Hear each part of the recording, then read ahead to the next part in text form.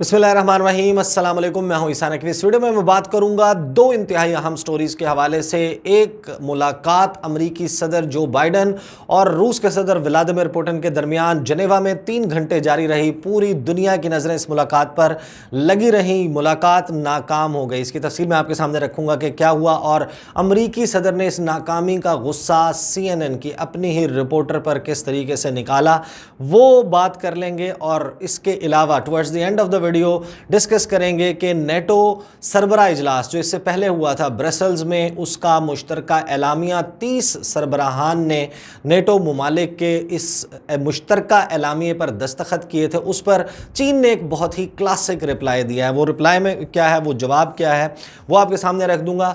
मुलाकात जो है वो 3 घंटे जारी रही जनेवा में। मुलाकात में एंटनी ब्लिंकन अमरीकी वज़ीर ख़ारजा और रूस के वज़ीर ख़ारजा सरगई लावरोफ मौजूद थे। 3 से 4 इंतहाई अहम इशूज़ हैं जो इस वक्त बड़े हॉट इशूज़ थे अमेरिका और रूस के दरमियान। उन पर बात हुई। न्यूक्लियर आर्म्स, उसके हवाले से जो एटमी हथियार हैं उनके हवाले से, यूक्रेन की मशरकी सरहद पर जो रूसी अफवाज का बिल्डअप है वो मामला, उसके ऊपर बात हुई। इसके अलावा जो अलेक्जे नावल्नी समेत दीगर बहुत सारे ऐसे लोग हैं रूस में जो कि तनकीद करते हैं व्लादिमीर पुतिन पर, उनकी हुकूमत पर और द फॉर्म ऑफ गवर्नमेंट जो कि रशिया में है उस पर तनकीद करते हैं। ये मामला उठाया गया अमेरिका की जानिब से। और साइबर अटैक्स का मामला, साइबर अटैक्स जो हैं उसके हवाले से अमेरिका जो है वो आपको याद होगा गुज़श्ता बरस मई के महीने में उनकी जो ऑयल सप्लाई है वो बाकायदा बड़े चंद रोज़ के लिए रुक गई थी। बड़ा मसला पैदा हो गया था। जहाज़ों के लिए भी जो फ्यूल है वो दस्तयाब नहीं था। ये सारा मामला उठाया गया अमरीकी सदर की जानिब से। मुलाकात में कोई पॉइंट ऑफ कन्वर्जेंस रीच नहीं हो सका।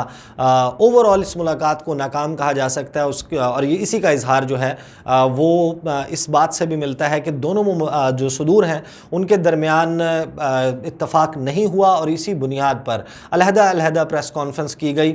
अमरीकी सदर जो हैं उन्होंने बाद में प्रेस कॉन्फ्रेंस की, पहले की रूस के सदर व्लादिमीर पुतिन ने।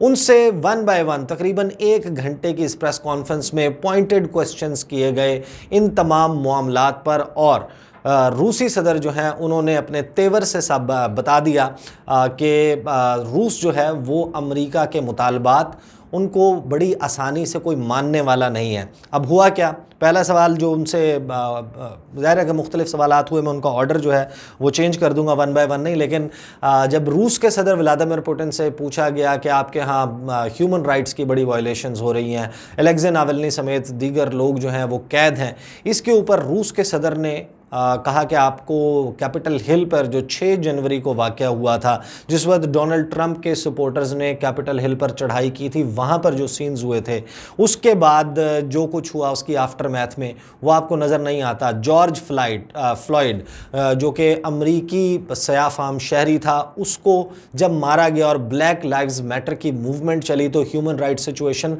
आपको वहाँ नज़र नहीं आती।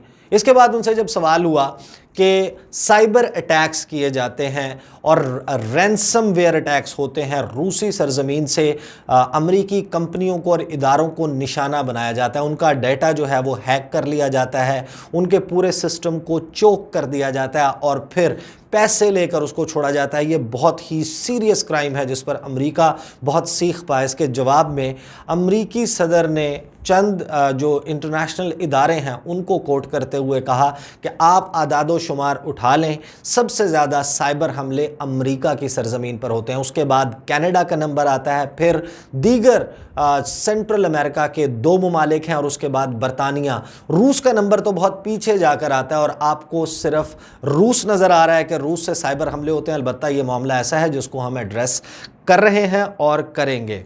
यूक्रेन के मामले पर उन्होंने बड़ा मुबहम जवाब दिया और न्यूक्लियर आर्म्स के मामले पर भी कोई ब्रेक थ्रू नहीं हुआ अमेरिका और रूस के दरमियान। अब इस सारे मामले में जो वाहिद पॉइंट था जिसके ऊपर कह सकते हैं कि थोड़ी सी पेशरफ्त हुई, वो ये कि हमें मालूम है कि अमेरिका का मॉस्को का अमेरिका में आजकल जो वो सफ़ीर उन्होंने वापस बुला लिए थे, वो जो हाई लेवल रिप्रेजेंटेशन है वो नहीं थी।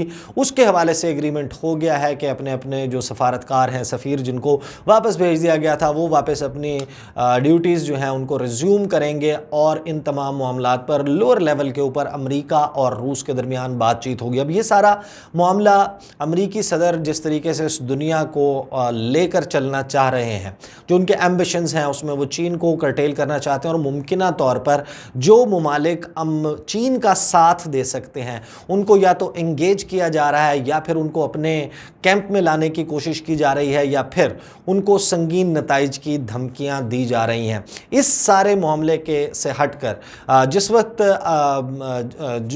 प्रेस कॉन्फ्रेंस की जो बाइडन ने भी किसी जो है वो उम्मीद का कोई ख़ास इजहार नहीं किया। उन्होंने ऐसा नहीं कहा कि किसी भी मामले के ऊपर कोई बहुत ज़्यादा पेशरफ्त हुई है। अलबत्ता इस सारी प्रेस कॉन्फ्रेंस के नतीजे में आखिर में हुआ क्या कि CNN की रिपोर्टर काइटलिन कॉलिंस जिस वक्त जो बाइडन इस प्रेस कॉन्फ्रेंस को ख़त्म करके पोडियम से, रोस्ट्रम से हटे थे और वापस जाने लगे थे, पहले उनसे एक सवाल हुआ, वो रुक गए। उस सवाल का जवाब दिया फिर CNN की रिपोर्टर ने जब सवाल किया कि आप क्यों इतना पुरएतमाद थे कि व्लादिमीर पुतिन जो है वो अपना बिहेवियर चेंज कर लेंगे और वो अमेरिका के साथ कोई समझौता कर लेंगे। यहाँ पर ये वो पॉइंट था कि जो बाइडन अपना गुस्सा काबू करने में नाकाम हो गए। उन्होंने कहा वेयर द हेल, मैंने कहाँ कहा ये बात, मैं नहीं वो बिल्कुल इस सारे बात से मुकर गए। हालांकि जो उनकी गुफ्तगू है, जो उनकी ओवरऑल बात, उनकी इलेक्शन कैंपेन एंड ऑनवर्ड्स जो एक तासुर मिलता था, उन्हें ये लगता था कि वो शायद कायल करने में नाकाम हो जाएंगे अपने डिप्लोमेटिक एफर्ट्स से व्लादिमीर पुतिन को, और यहाँ पर वो उन्होंने अपना टेम्परामेंट जो है वो उसको अपने लूज़ कर गए, अपने गुस्से पर कंट्रोल नहीं कर सके। और बाद में इंटरेस्टिंगली कुछ ही देर के बाद जब वो जनेवा से रवाना हो रहे थे एयरफोर्स 1 के सामने, उन्होंने फिर मज़ीद कुछ रिपोर्टर्स के साथ गुफ्तगू की और वहाँ पर उन्होंने अपने रवैये पर माफ़ी मांगी। उन्होंने कहा कि मैं माजरत खा हूँ कि मुझे इतना हार्श नहीं होना चाहिए था। साथ ही उन्होंने कहा कि आप सब लोग मेरे से सिर्फ और सिर्फ नेगेटिव क्वेश्चंस पूछते हैं, मैंने तो यही देखा है कि आप लोग पॉजिटिव क्वेश्चंस नहीं करते। फिर उन्होंने कहा कि शायद रिपोर्टर्स का काम ही यही है कि उन्हें एक नेगेटिव व्यू ऑफ लाइफ रखना पड़ता है। ये तो थी कहानी इस मुलाकात की। अब आ जाते हैं उस एलामिये की तरफ जहाँ पर चीन को बहुत ही बड़ा ख़तरा करार दिया था नेटो ममालिक ने, और उन्होंने कहा था कि जो सिस्टेमिक चैलेंज पोस्ट कर रहा है चाइना नेटो और उसके इत्तेहादी ममालिक और पूरी दुनिया के लिए, उसका जो है वो उसको बड़ा टफ टाइम दिया जाएगा, उसके साथ सख्त रवैया रखा जाएगा। फिर ग्लोबल टाइम्स कहता है China fires back at NATO's claim says it won't sit back in the face of systemic challenges. यानी कि चीन ने कहा है कि हम बैठेंगे नहीं, हम इसमें अगर किसी को लगता है कि आप हमारे ऊपर इस किस्म के अटैक्स करेंगे और चीन इसका जवाब नहीं देगा, तो वो दौर ख़त्म हो गया कि जहां पर चीन जवाब नहीं देगा। China fired back over allegations against China from a communique released after the conclusion of the NATO summit and warned that it would not sit back if any other poses systematic challenges to it.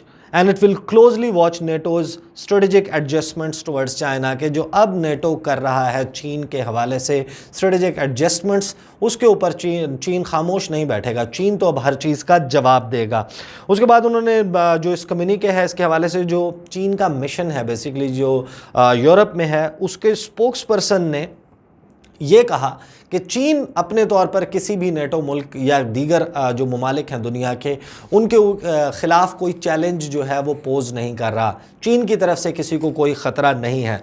साथ ही उन्होंने कहा कि जिस किस्म की गुफ्तगू इस कम्युनिके में मुश्तरका एलामिये में चीन के हवाले से की गई, वो चीन की जो पुरअमन तरक्की करने की कोशिशें हैं उसके ख़िलाफ़ जो है वो एक उनको सिलेंडर किया गया, उनके ऊपर इल्ज़ाम तराशी की गई है। साथ ही जो इंटरनेशनल सिचुएशन है उसको मनूवर करने की, मैनिपुलेट करने की कोशिश की गई है नेटो ममालिक की तरफ से। और कोल्ड वॉर जो सर्द जंग के ज़माने की जहनीत है उसका अक्कास है ये एलामिया। उसके बाद जो चाइना का बयान है उसमें उन्होंने कहा कि एक और जो एतराज़ हमारे ऊपर इसमें किया गया है कि चीन का डिफेंस बजट जो है वो बहुत ज़्यादा है और ओपेक है। चीन की जो मिलिट्री की मॉडर्नाइजेशन है। अब इन ममालिक को मसला क्या है कि चीन की जो आर्मी है, जो उनकी मिलिट्री है, उसको जिस तरीके से मॉडर्नाइज किया जा रहा है उसमें बहुत ज़्यादा चीज़ें हैं जो क्लियर नहीं है, ल्यूसिड नहीं है, ल्यूसेंट नहीं है। उनके सामने जो है बेसिकली इंफॉर्मेशन नहीं है इन ममालिक को कि चीन अपनी आर्मी को किस तरीके से जदीद बना रहा है। उसके हवाले से चीन ने कहा कि हमारा जो डिफेंस स्पेंडिंग्स हैं वो 1.35 ट्रिलियन युआन, जो कि तकरीबन 209 अरब डॉलर्स बनता है, जबकि जो नेटो ममालिक हैं उनकी जो डिफेंस स्पेंडिंग्स हैं वो तकरीबन 1.17 ट्रिलियन डॉलर्स हैं, तकरीबन 5.6 गुना बनती है ये चीन के मुकाबले में। और अगर पूरी दुनिया के दिफाई बजट के दिफाई अखराजात हैं उनको निकाल लिया जाए तो हाफ से भी ज़्यादा बनती हैं नेटो ममालिक की। उन्होंने कहा कि ये ममालिक हमें बता रहे हैं कि हम अपनी मिलिट्री के ऊपर ज़्यादा स्पेंड कर रहे हैं। फिर उन्होंने कहा कि ये जो इल्ज़ाम है कि चीन अपनी जो न्यूक्लियर ताकत है, अपने जो एटमी हथियार हैं उनको बढ़ा रहा है। उन्होंने कहा जाकर डेटा उठा लें किसी भी ऑर्गेनाइजेशन का कि दुनिया में सबसे ज़्यादा एटमी हथियार किन ममालिक के पास हैं। जो नेटो के ममालिक हैं, जो नेटो की इत्तेहाद में मौजूद ममालिक हैं, उनके पास अभी भी एटमी हथियार बहुत ज़्यादा हैं। और इसी तरीके से उन्होंने जो ओवरऑल एक इम्प्रेशन था इस पूरी एलामिया में दिया गया, उसमें जो मैसेज चीन की तरफ से आया है कि अब चीन इस मामले पर खामोश नहीं बैठेगा। उन्होंने कहा कि जिस तरह आप हमारे साउथ चाइना सी में और पूरे दुनिया के मुख्तलिफ़ ख़ित्तों में अपने एयरक्राफ्ट कैरियर उनको घुमा रहे होते हैं, उनके पानियों की मैरीटाइम सिक्योरिटी की ख़िलाफ़ वर्जी कर रहे होते हैं, ये इससे आया होता है कि एक्सपेंशनिस्ट अप्रोच किसकी है, कौन इस दुनिया का ठेकेदार बनना चाहता है। उन्होंने कहा कि चीन कम अज़ कम वो मुल्क नहीं है। ये बहरहाल जी जवाब आया है। अब मज़ीद रूस और अमेरिका के दरमियान, क्योंकि अपनी फ़र्स्ट अटैम्प्ट में तो जो बाइडन नाकाम हो गए हैं और वो नाकामी वाज़े तौर पर उनके बिहेवियर से भी झलक रही थी। अब वो इसको मामले को किस तरह आगे लेकर चलते हैं, एक अनफोल्डिंग सिचुएशन है, इसको मैं अपने चैनल के ऊपर इसके हवाले से गुफ्तगू करता रहूँगा। इंशाल्लाह अगली वीडियो में आपके साथ मुलाकात होगी। मुझे इजाज़त दीजिए। अल्लाह हाफ़िज़।